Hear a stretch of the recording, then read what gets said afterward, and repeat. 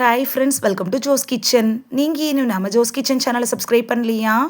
சட்டுன்னு சப்ஸ்கிரைப் பண்ணிவிட்டு லைக் பட்டனையும் ஹை பட்டனையும் தட்டி விட்டுட்டு வாங்க வீடியோக்குள்ளே போகலாம். இன்றைக்கி நம்ம பார்க்க போகிறது ஒரு அற்புதமான இயற்கையான ஒரு பானத்தை தாங்க. அதுதான் நெல்லிக்காய் ஜூஸ். தினமும் நெல்லிக்காய் ஜூஸ் குடித்தா கிடைக்கக்கூடிய ஆரோக்கிய நன்மைகள் என்னென்ன அப்படின்னு பார்க்க போகிறோம். நெல்லிக்காய் ஜூஸை விட்டமின் சியோட ராஜா அப்படின்னு சொல்லலாம்.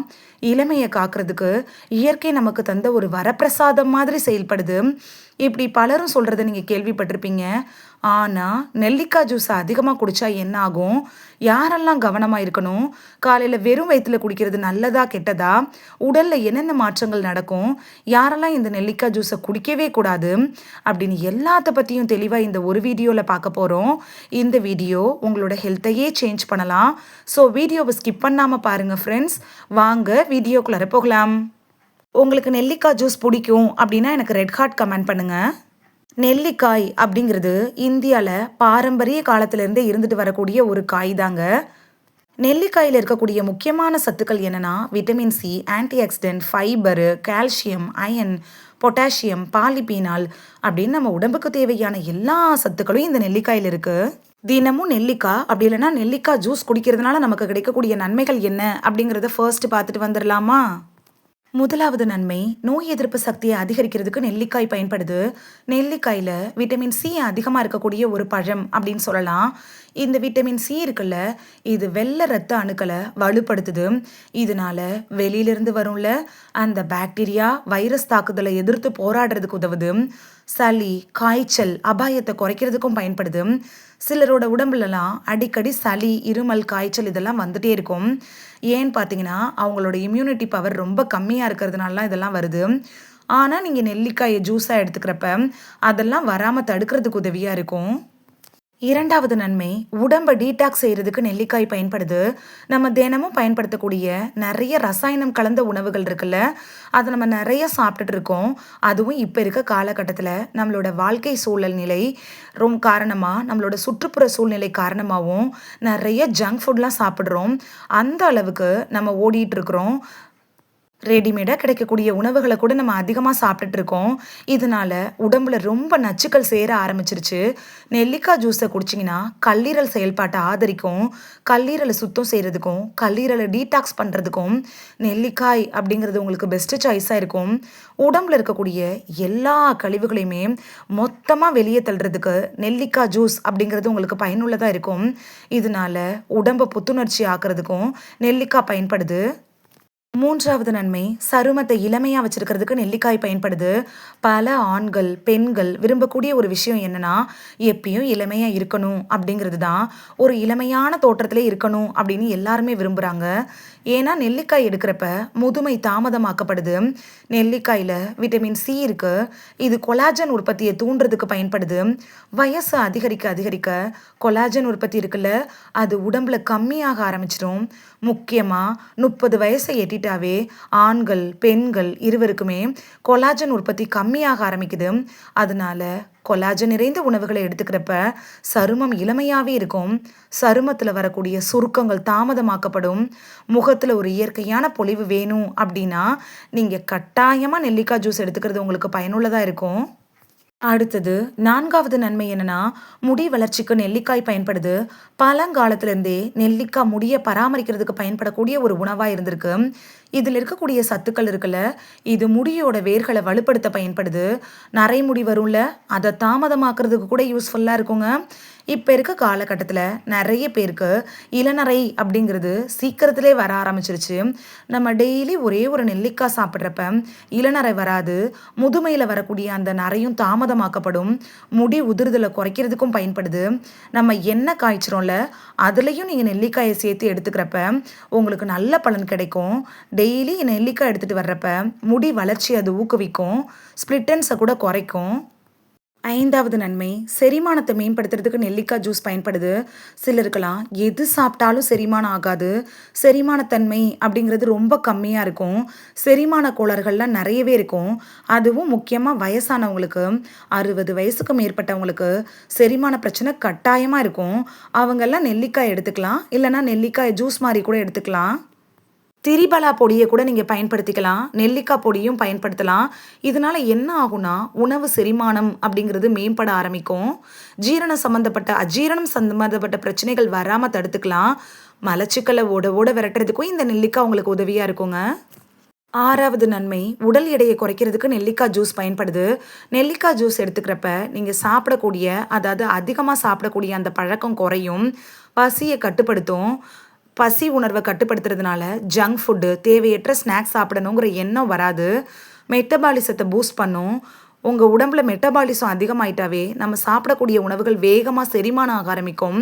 நெல்லிக்காய் ஜூஸ் கூட நீங்கள் சரியான உணவுகளையும் உடற்பயிற்சியும் நீங்கள் மேற்கொண்டீங்கன்னா ஈஸியாக சீக்கிரத்தில் வெயிட் லாஸ் பண்ணலாம்.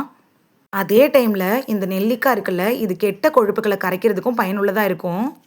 7வது நன்மை, இதயத்தை ஆரோக்கியமாக வச்சுருக்கிறதுக்கு நெல்லிக்காய் ஜூஸ் பயன்படுது. இதில் ஆன்டி ஆக்சிடென்ட்டுகள்லாம் நிறையவே இருக்குது.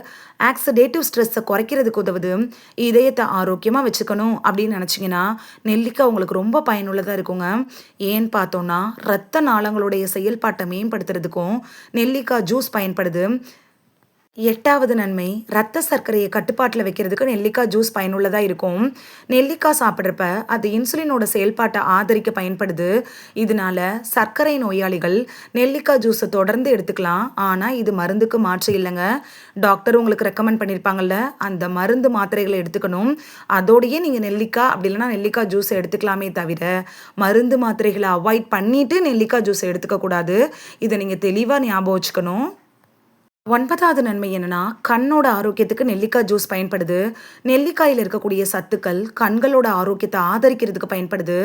முக்கியமாக வயசு சார்ந்த பாதிப்புகள் வராமல் தாமதப்படுத்துறதுக்கும் நெல்லிக்காய் ஜூஸ் பயனுள்ளதாக இருக்கும். வயசானவங்களுக்கு நெல்லிக்காய் ஜூஸ் அப்படிங்கிறது ஒரு அற்புதமான பானங்க.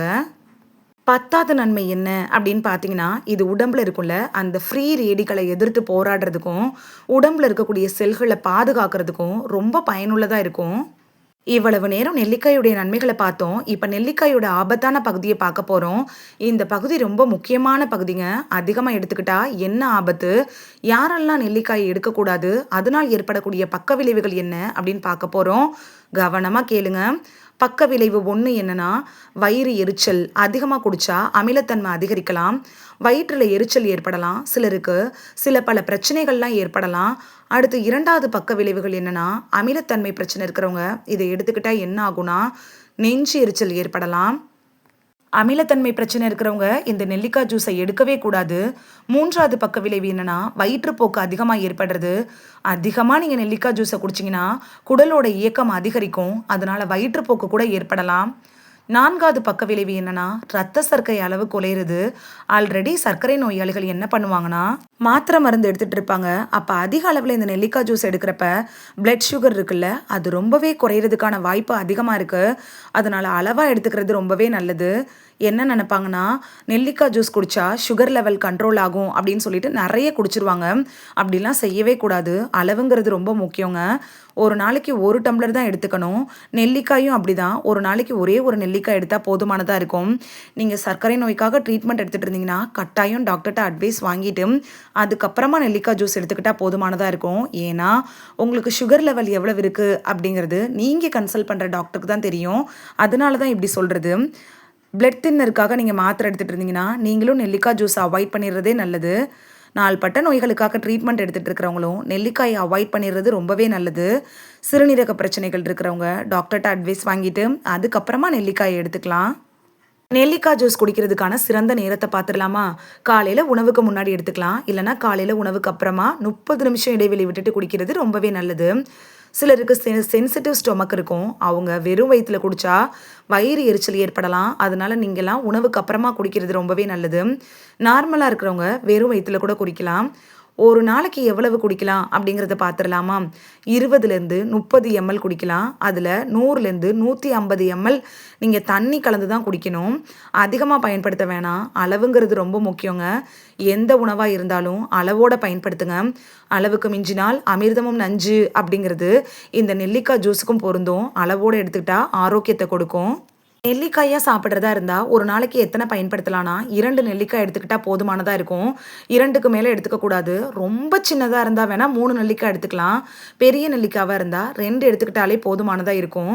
நெல்லிக்காய் ஜூஸ் எப்படி சரியான முறையில் செய்யலாம் அப்படிங்கிறத பார்த்துடலாமா? நெல்லிக்காய் 2 எடுத்துக்கோங்க. 1 கப் தண்ணி எடுத்துக்கோங்க. உங்களோட டேஸ்ட் விருப்பத்துக்கு ஏத்த மாதிரி ஸ்வீட் சாப்பிடணும் அப்படின்னு நினச்சிங்கன்னா, தேன் கலந்துக்கலாம். அப்படி இல்லைன்னா நாட்டு சர்க்கரை சேர்த்துக்கலாம். ஒயிட் சுகர் மட்டும் நீங்க யூஸ் பண்ணக்கூடாது. நெல்லிக்காயை நல்லா வாஷ் பண்ணிவிட்டு அதோட விதையை எடுத்துட்டு குட்டி குட்டியாக கட் பண்ணி மிக்ஸி ஜாரில் போட்டு கொஞ்சோண்டு தண்ணி ஊற்றி அரைச்சி வடிகட்டி நீங்கள் அப்படியே குடிக்கலாம். அப்படி இல்லைன்னா தேன் நாட்டு சர்க்கரை சேர்த்து குடிக்கலாம். இது ஒரு இயற்கை தந்த ஆரோக்கியமான பானம் தாங்க. ஆனால் அளவுக்கு அதிகமாக எடுக்கிறப்ப ஆபத்தை கூட விளைவிக்கலாம். இந்த வீடியோவில் நெல்லிக்காய் ஜூஸ் குடிக்கிறதுனால ஏற்படக்கூடிய நன்மைகள் என்னென்ன, அதிகமாக எடுத்துக்கிட்டால் ஏற்படக்கூடிய பக்க விளைவுகள் என்ன அப்படின்னு எல்லாத்த பற்றியும் தெளிவாக பார்த்தோம். இந்த ஒரு வீடியோ உங்களோட ஹெல்த்தையே சேஞ்ச் பண்ணலாம். உங்களுக்கு நெல்லிக்காய் ஜூஸ் பிடிக்கும் அப்படின்னா எனக்கு ரெட் ஹார்ட் கமெண்ட் பண்ணுங்க. இந்த வீடியோ உங்களுக்கு பிடிச்சிருந்துச்சுன்னா லைக் பட்டனையும் ஹை பட்டனையும் தட்டி விடுங்க. இது உங்கள் ஃப்ரெண்ட்ஸுக்கு பயன்படணும் அப்படின்னு நினச்சிங்கன்னா ஷேர் பண்ணி விடுங்க. நிறைய பேர் சப்ஸ்கிரைப் பண்ணாமல் பார்க்குறீங்க ஃப்ரெண்ட்ஸ். நீங்களும் சப்ஸ்கிரைப் பண்ணிவிட்டு பார்த்தா நமக்கு பவர் கிடைக்கும். நீங்கள் சப்ஸ்கிரைப் பண்ணிவிட்டு பார்க்குறது இது மாதிரியான வீடியோக்கள் தொடர்ந்து போடுறதுக்கு எங்களை மோட்டிவேட் செய்கிற விதமாக அமையும் ஃப்ரெண்ட்ஸ். சப்ஸ்கிரைப் பண்ணுறதோடு மட்டும் இல்லாமல் பக்கத்தில் இருக்க பெல் ஐக்கானை கிளிக் பண்ணி ஆளுங்கிற ஆப்ஷனை கிளிக் பண்ணி வச்சிட்டிங்கன்னா நாங்கள் வீடியோ போட்ட உடனே நோட்டிஃபிகேஷன் உங்கள் செல்ஃபோனை வந்தடையும். நாளைக்கு வேறொரு ஆரோக்கியமான பதிவில் சந்திக்கலாம். தேங்க்யூ. பாய்.